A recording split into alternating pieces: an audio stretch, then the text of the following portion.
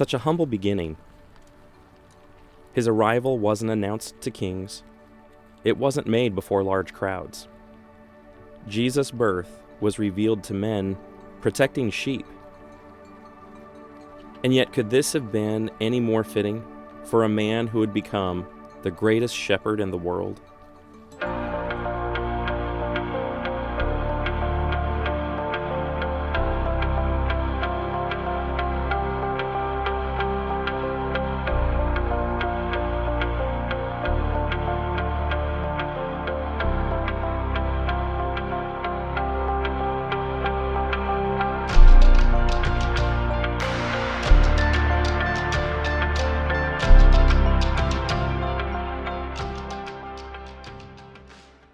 We're here in Israel. It's episode 1. We're trying to focus on the birth and the infancy of Jesus. So what are some of the things that we're going to try to go see and visit today? Well, the first thing we're going to go see is down in Bethlehem. This is where the traditional location of where Jesus was born. Of course, we know he was born in the city, but there's a number of different ideas about exactly where. But we're going to go to one particular place called the Church of the Nativity.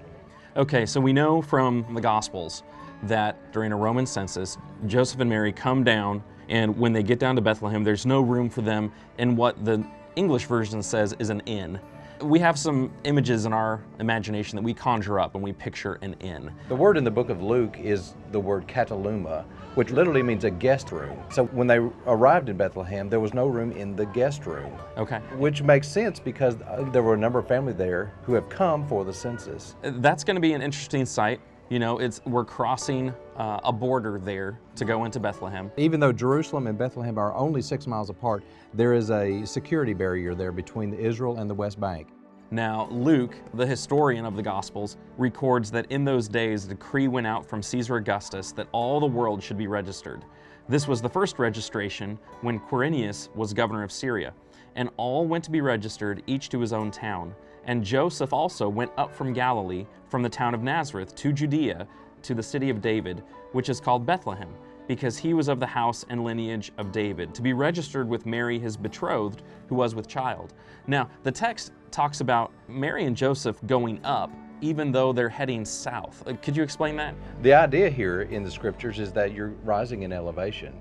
The city of Nazareth sits in the Galilean hills, and from the Jezreel Valley, which is fairly close to sea level, you will rise nearly 3,000 feet coming to Jerusalem. Now, we really want to go see the first century steps at the southern wall of the Temple Mount. There's some significance there to the birth and the infancy of Jesus. There is. After Jesus was born, his family, being a good Jewish family, went to Jerusalem to have him dedicated at the temple, and they would have gone up those first century steps that we will visit. All right, so there's some significant events that take place in the life of Jesus, just even at 40 days old. Bethlehem is only 6 miles to our south.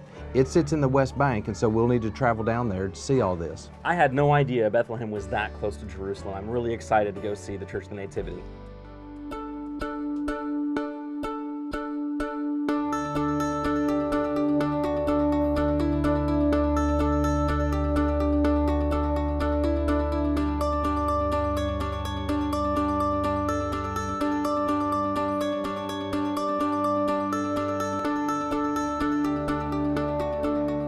When we got to the Church of the Nativity, Barry explained the different sized doors and the humility gate, or the humility door. You have to bow to get underneath it.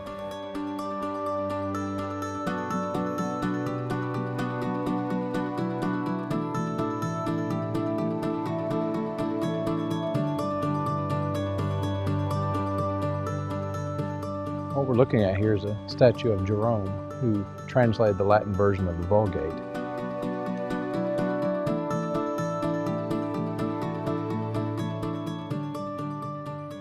Barry, these arches are incredible. They are. They're really pretty. I'm really glad you brought me here. Oh, this is one of the places I really love to come. But as pretty as this church is, there's something underneath the ground that I think you'll be interested in.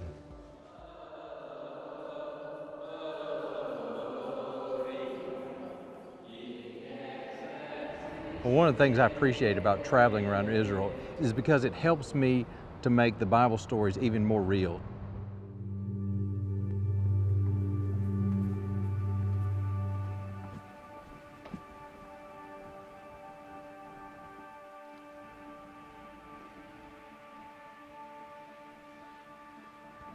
Barry, in Matthew chapter 2, Matthew records that after the birth of Jesus, Herod is trying to get him. He's threatened by this king that's going to take his kingdom. And so in a dream, Joseph is told to take Mary, take Jesus, and flee to Egypt. They do that. Herod is frustrated that he missed his opportunity. And so in Matthew 2:16, when he saw that he had been tricked by the wise men, he became furious and sent and killed all the male children in Bethlehem and in all that region who were 2 years old or under, according to the time that he had ascertained from the wise men. Now, that verse is connected to what we're standing next to. It is. What they found in here are a number of burial chambers and ossuaries in which small children, very young children, were buried. There's some first century tombs down there that they think this is where a number of the babies that during the first century were buried. And this possibly relates to the story in Matthew's 2nd chapter that we read about. Now, when my mind goes to that event and I read through the Gospels, I think of a larger city. I think of hundreds of children, thousands of children that would fit that criteria. But that's really not what's going on here, is it? No, it's not. In fact, Bethlehem of modern day is around 60 to 70,000 people. Bethlehem in the first century would have just been several hundred. And so when we think about all the children who were killed, it wasn't in the hundreds or thousands. It was really probably in the number of dozens. Of course, any death is one too many. To think about what Herod did because he thought Jesus was a competitor to his throne is just, it's horrifying. It's such a haunting reminder of such a terrible time. And all of that was an attempt to get at Jesus as an infant. It was very sobering. It's very sobering to think about. Down in this cave, they found the remains of children that Herod massacred trying to kill Jesus as an infant. And to think that that was the way things worked, I mean, Herod the Great ended up killing some of his own children, one of his own wives, so it wasn't unprecedented for him. But that's not something that civilized people do. That's not something that's a part of our culture. And so it was sobering. It really established the reality of the event. This isn't something that was imagined. It wasn't something that was made up. You know, with fairy tales and everything else, you want to dress things up and get rid of the ugly parts. And the Gospels don't do that. The Gospels say, this is what happened, even if it's not pleasant, even if you wish it hadn't. And that was one of those moments.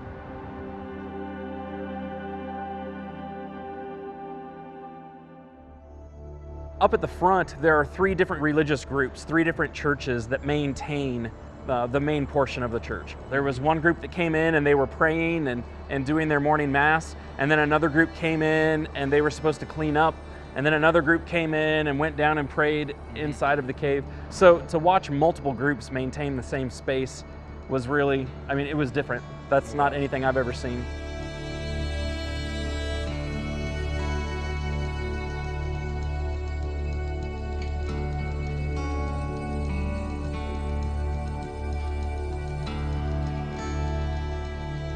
Barry was able to take us to the cave where the traditional location of Jesus' birth was, and the traditional location of where the stone manger was found that he was laid in.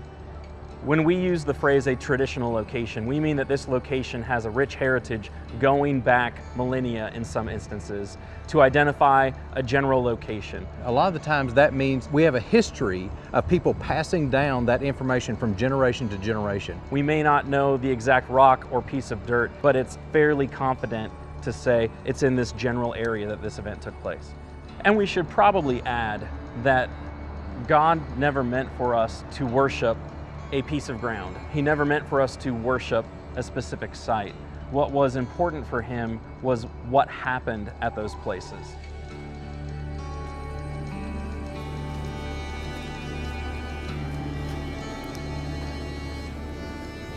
All right, Jeremy, this is what I wanted to show you. We're down in a cave underneath the Church of the Nativity here in Bethlehem. This is the traditional location of where Jesus Christ was born. The 14 points around the star represent the generations from Abraham to David, David to the exile, and the exile to Jesus. And those 14 generations, those are captured for us in Matthew chapter 1. That's right. And all day long, people are going to be coming down here. They're going to be touching it. They're going to be kissing it. They're going to be leaving prayers down in this little alcove. Now, this marks that spot, but there's something else down here we want to see. Yes, on the other side of the cave here, there is a little alcove in which they believe the manger sat. Let's go look at that. Okay. Barry, we're only about 12 feet away from that 14-pointed star. What is it that we're looking at? Well, we read in the Bible that after Jesus was born, that they laid him in a manger. As you can see here, we're underneath this little cave, this little alcove in the cave here. This is the traditional location of where that manger laid. This was a fantastic honor to be able to come down here. Oh yeah, absolutely. I think one of the misconceptions that most Westerners have ties back to the idea of Jesus was born in a barn. There was no room in the hotel, so they went to the stables and he was placed in a wooden trough, and just that whole picture. And understanding the cultural difference, no, there was no room in the family guest house, so they went to this cave where the animals were kept for privacy and seclusion and placed in a stone manger after he was born. I think corrects a lot of cultural misunderstandings. It's hard to imagine what that must have looked like because so much structure has been built on top of it. It's not natural rock. They've been burning incense down there for millennia. They have pictures of Mary and Jesus as an infant all over the walls. You have all kinds of decorations, and it's hard to imagine. But one of the things that did help was it communicated the idea of going into a cave. You take these steps down and around a curve, and so you have the sense of you're going underground. You think about the Son of God coming down to earth and being born in the back of a cave with animals in the seclusion and privacy of the hills of Bethlehem, without any trumpeting, without any fanfare, without any attendance other than his parents. And to think about how humble his beginning was. And that was intentional. He was willing to choose that. And to get a better visual of that drives that point home even more strongly.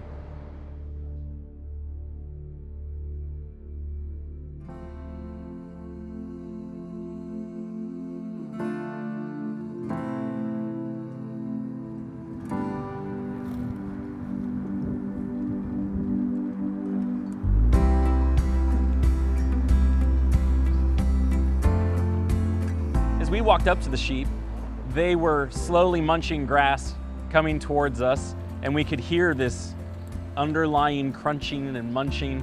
And there were a couple of them that were wearing the bells, so you could hear a couple ringing, and we were trying to figure out which one has the bell around its neck. There was one that looked to be lame, and so he was slowly following all the rest of them.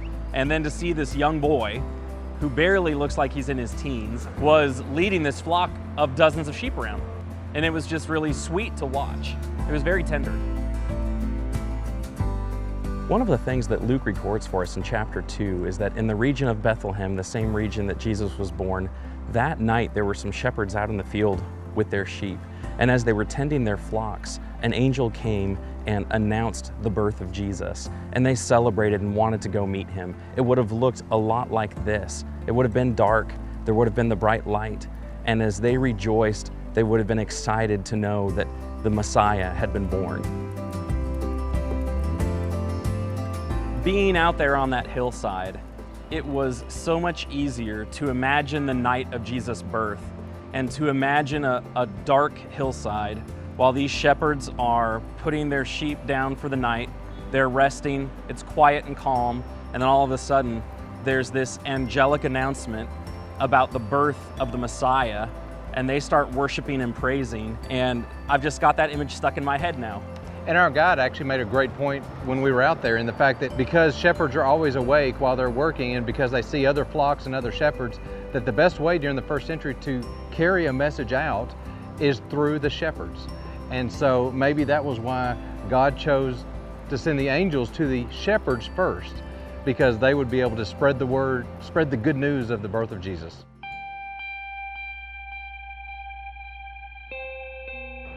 One of the things coming to Israel does is it helps put into perspective distances.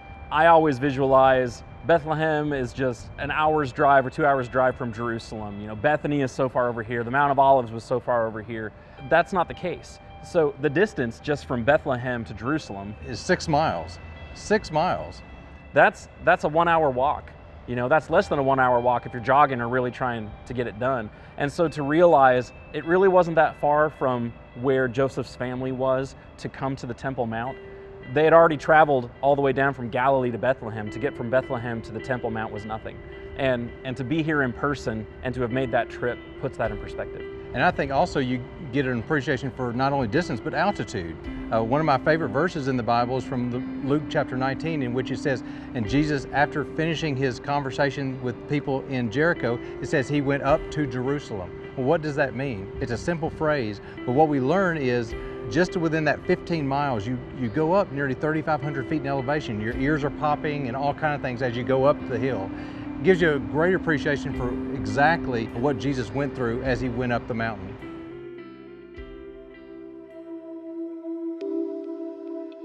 The historian Luke records for us over in chapter 2, when the time came for the purification according to the law of Moses, they brought Jesus up to Jerusalem to present him to the Lord.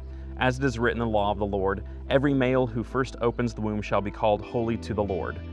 Now, we are standing right next to the Temple Mount on a Herodian, a first century road. This is the area that they would have come to present Jesus. They would have come to Jerusalem to present Jesus in the temple. So they've come down from Galilee because of the census. They stop in Bethlehem. Mary gives birth there. And then they bring Jesus to the Temple Mount. And we're standing in the shade of the Temple Mount right now. So this is a totally different feel than what they were used to back home up in Galilee. A slower pace, it would have been more calm, more rustic, fewer people. And then they come to the hustle and bustle of Jerusalem. And this would really be the big city. I mean, they have really come to the big city. Up in Galilee, you have farms and you have, of course, the lake and all the serenity that's up there. But when they came here, this would have been an eye-opening experience for any of the Jewish people coming from the north. And we know that they made annual trips down to Jerusalem, but this would have been a special trip. It would have been for the family, yes. You know, the birth of their firstborn. They're coming to the temple to dedicate their son. They would have been purchasing some small turtle doves or something from the shops along the way here. How do we know that this is a first century road? What identifies it as that? Well, this road was uncovered by archaeologists about just a couple of decades ago. This road is very typical of roads of that time. It has the same look and feel that other Herodian roads do. As you'll notice, there are some holes in the road. That is caused for two reasons. One is it's 2,000 years old. Okay. And so it is just sunk in a little bit. And the other has to do with all these big boulders that are here behind us. We know that in 70 AD, the Romans destroyed the city of Jerusalem. Mm-hmm. And when they did, they burned the temple and burned a lot of the things up there. In doing so, they pushed a number of the rocks off of the Temple Mount and they landed on this road. And that caused a lot of damage to this road as well. They're huge. I mean, those aren't even potholes. I mean, you could fit a car inside of some of those. Large holes. Now, when they uncovered the road several decades ago to help us understand the size and the weight of those stones, they left the street the way it was. They did. And it helps us to appreciate just how destructive the Romans were to this city at that time. There are layers of history to walking on this first century street. We have rubble from the destruction of the Temple Mount in 70 AD by the Romans. To the side, you see the shops. It helps you visualize what was going on around the Temple Mount. And of course, we know that Jesus was frustrated by that when he went there as an adult. The pavement, the stone pavers are huge. They're huge. I mean, everything that Herod did was on such a massive scale. And to see the finesse and the beauty and the scale and just everything was overwhelming. Being able to walk on that Herodian street, knowing it's the exact same street that many people in the first century would have walked on, that's just awe-inspiring because you realize that you're walking through history. And when we're there, Barry's trying to reconstruct things for us. So while we're looking at the wall and see just a few stones jutting out of it, he's trying to explain there was this arch that came out, and then there were some steps that led down to it. And so he's trying to fill in the gaps, and you're trying to picture in your mind's eye what this looked like complete. And he does a great job at that. To get the idea of the magnitude of what we're looking at, there is a rock in that wall under the ground. You can go see that. It's over 500 tons heavy, 45 feet long, and you can see other stones a little bit smaller than that, but still hundreds of tons, and they make up the blocks of this western wall of the temple. And so as you're walking along this first century Herodian street, Mary and Joseph would have been seeing that. You know, it was a source of pride for the Jews to have such a glorious Temple Mount. When we look at the Temple Mount, when we look at the shops and the stones that make up those structures, there's something unique that makes them Herodian as well too. What is that? King Herod not only built big things, he wanted to make sure it looked good. And if you'll look at a lot of the stones here on the Temple Mount and the Western Wall and even on these shops behind us, not only are they perfectly cut and perfectly set in place, but they all have little etching around them. I mean, some of the things that people have pointed out is that you can't even slip a piece of paper. Even now, 2,000 years later, you can't fit a piece of paper into some of those cracks. That's correct. Each one of these stones was specifically cut for the position it's located. So that's amazing from a design, engineering, architectural standpoint, that they were able to do something so refined 2,000 years ago. That's right. Many of these stones were cut from quarries a few miles north of Jerusalem. So it's not even like they were cutting the stones here and could compare them. They had to cut them up there and then bring them down and then chisel them into place to make sure they're exactly the right side, then slide them in. So coming from Bethlehem, they would have walked down this Herodian first century street. They would have gone around the corner here to the first century steps and entered the Temple Mount that way to present him to the Lord. That's exactly right. It would have been a lifetime moment for them. That would have stuck with them for the rest of their lives. I remember how excited I was at the birth of every single one of my children. And I remember how excited I was to introduce them to family. This is their name. Everything that went along with introducing a new life, a new family member. And to stand on that Herodian street at this immense moment for this young couple, this birth of this extra special child that Joseph has chosen to take on as his own, and to think about going there to dedicate him, just as a father, I think about it from that perspective. And being there on the Herodian street really helped me do that.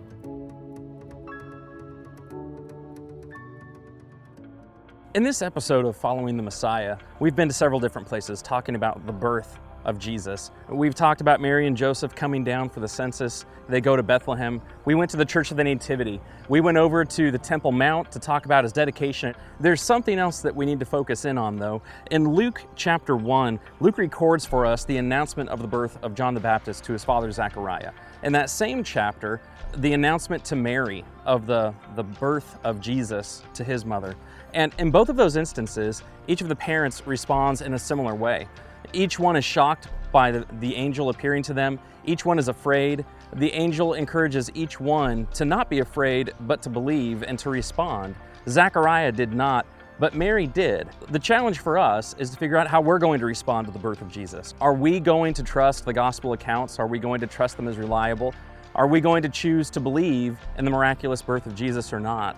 We hope that during this episode, we've helped to increase the possibility that you too would choose to believe in the Gospels and in the miraculous birth of Jesus.